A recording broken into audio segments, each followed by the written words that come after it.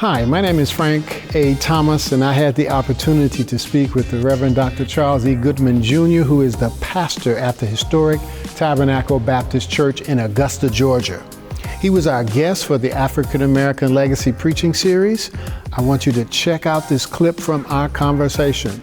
To watch the full conversation, click the link at the end of the video or in the description below.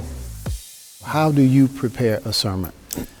That is such a deep thought. First of all, I have not written a sermon, so I wish I could write a manuscript. Part of my challenge at the ALS, it hindered my dexterity in my right side. Okay. So from my senior year of college to even now, it was a struggle to write, to type. So I had to learn to lean in on a gift God gave me a long time ago, but I never knew how profound it was. I have photographic memory. Mm-hmm. So for me, I literally I've never written a full sermon. Mm-hmm. Mm-hmm. Mm-hmm. I have the thoughts and the placements of them in my mind. Mm-hmm. That's been honed through the years, right? I think I always tell people the way to get better at preaching is preaching. Mm-hmm. So it developed because early on, I'm still trying to figure out what it looks like. You know, when I first started preaching, initially, I'm licensed at 21, ordained at 22. By 23, I'm already pastoring. So really, honestly, my formalized portion of preaching was in a short time. And now I got to prepare every week. Mm-hmm. And I got seminary that they want their papers. Right. So I'm having to figure out how to develop this thing. So it's morphed, whether it was my initial idea of the text, creating a little outline. But I've always been a student of scripture, historical criticism. When you're exposed to things, you begin to intertwine it. So for me, the question has been that moment has moved. It has grown. So if you'd asked me then, it was just trying to figure out how to get a good word every week. Now, I do a lot of my preaching within the context of series, which helps me to get some things prepared before.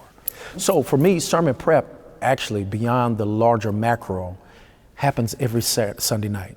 Because once that sermon is preached, Sundays keep on coming. That's right. So it begins in just at least that formulation of my thoughts. So there's certain things, because of who I've been interacting with throughout the years, from Dr. Bill Curtis really challenged me about tension. Mm-hmm. What's the tension of a text? Mm-hmm. Or Dr. John Guns, who really challenged me on raising relevant questions, right? Or even Dr. Freddie Haynes and Dr. Johnson out of Indy, who really challenged me on illustrations. Jeffrey Johnson. Yes. And structure-wise, Dr. Maurice Watson and Pastor Arthur Jackson. Mm-hmm. Or even just the language of Dr. Gina Stewart. Mm-hmm.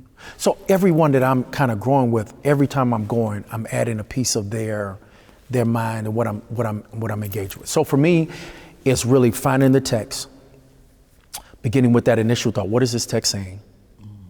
And I have a structure that I have in my mind, whether it's the opening statement, whether it's the exegetical thought, which is the simple theme of this passage. What's the tension? Mm-hmm.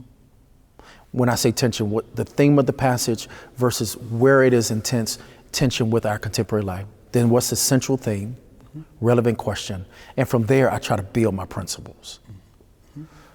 Early on, I used to force alliteration. I think all young preachers, we just hear the rhyming of sermons. And so that's something easy and it's portable because remember, I'm not writing anything down. So I need something that I can quickly get.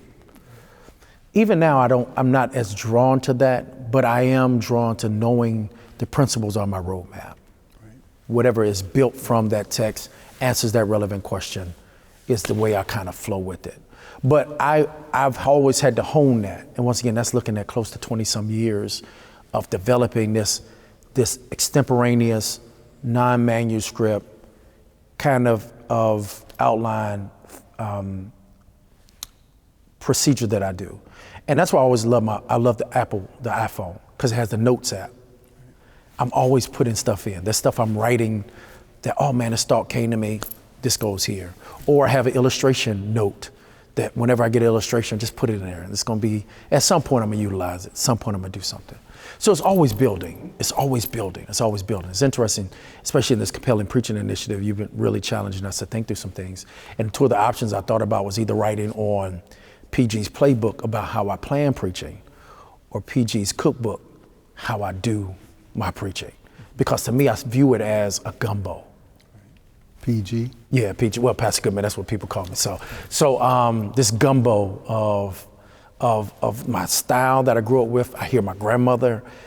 I hear all these people that I bring to the desk with me that is really in my ear, in my spirit, that's also helping me to craft, to also sharpen my own.